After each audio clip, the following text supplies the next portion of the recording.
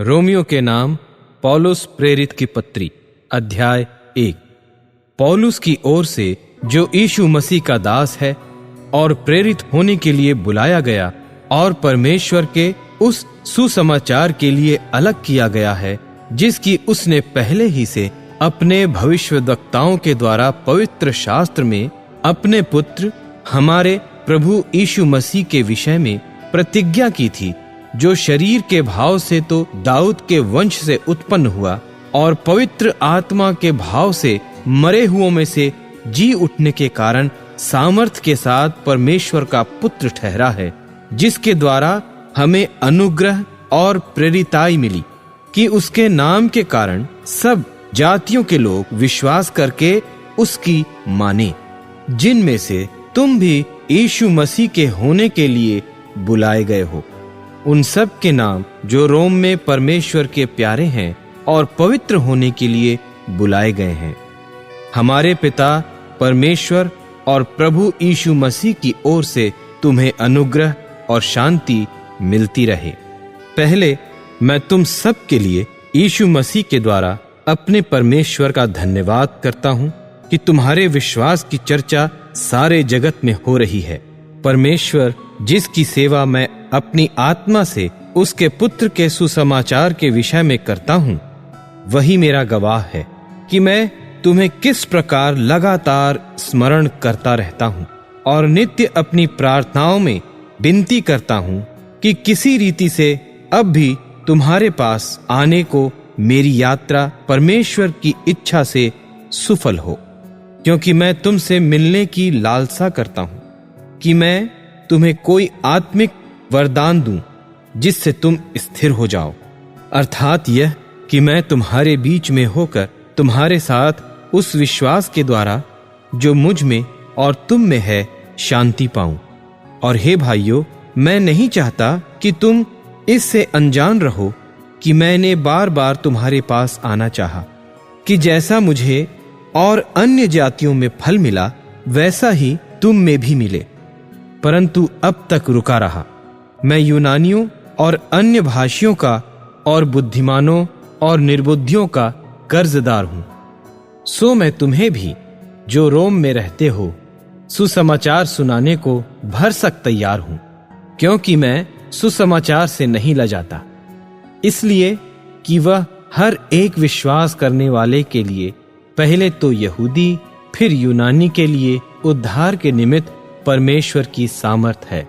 क्योंकि उसमें परमेश्वर की धार्मिकता विश्वास से और विश्वास के लिए प्रकट होती है। जैसा लिखा है कि विश्वास से धर्मी जन जीवित रहेगा। परमेश्वर का क्रोध तो उन लोगों की सब अभक्ति और अधर्म पर स्वर्ग से प्रकट होता है, जो सत्य को अधर्म से दबाए रखते हैं, इसलिए कि परमेश्वर के विषय का ज्ञान उनके मनों में प्रकट है, क्योंकि परमेश्वर ने उन पर प्रकट किया है, क्योंकि उसके अनदेखे गुण अर्थात उसकी सनातन सामर्थ और परमेश्वरत्व जगत की सृष्टि के समय से उसके कामों के द्वारा देखने में आते हैं, यहाँ तक कि वे निरुत्तर हैं। इस कारण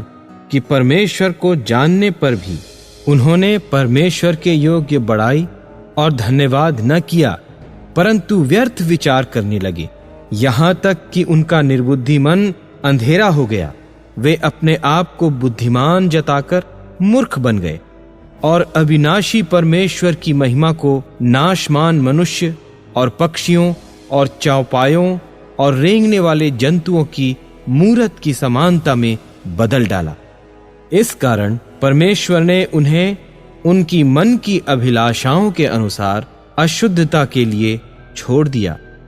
कि वे आपस में अपने शरीरों का अनादर करें, क्योंकि उन्होंने परमेश्वर की सच्चाई को बदलकर झूठ बना डाला और सृष्टि की उपासना और सेवा की, न कि उस सृजनहार की जो सदा धन्य है। आमीन। इसलिए परमेश्वर ने उन्हें नीच कामनाओं के वश में छोड़ दिया, यहाँ तक कि उनकी स्त्रियों ने भी स्वाभाविक व्यवहार को उससे जो स्वभाव के विरुद्ध है बदल डाला। वैसे ही पुरुष भी स्त्रियों के साथ स्वाभाविक व्यवहार छोड़कर आपस में कामातुर होकर जलने लगे और पुरुषों ने पुरुषों के साथ निर्लज्ज काम करके अपने भ्रम का ठीक फल पाया। और जब उन्होंने परमेश्वर को पहचानना न चाहा, इसलिए परमेश्वर ने भी उन्हें उनके निकम्मे मन पर छोड़ दिया कि वे अनुचित काम करें। सो वे सब प्रकार के अधर्म और दुष्टता और लोभ और बैर भाव से भर गए और डाह और हत्या और झगड़े और छल और ईर्ष्या से भरपूर हो गए और चुगलखोर, बदनाम करने वाले, परमेश्वर के देखने में घृणित, औरों का अनादर करने वाले, अभिमानी, डींगमार, बुरी बुरी बातों के बनाने वाले, माता पिता की आज्ञा न मानने वाले, निर्बुद्धि, विश्वासघाती, मया रहित और निर्दय हो गए। वे तो परमेश्वर की यह विधि जानते हैं कि ऐसे ऐसे काम करने वाले मृत्यु के दंड के योग्य हैं, तो भी न केवल आप ही ऐसे काम करते हैं, वरन करने वालों से प्रसन्न भी होते हैं।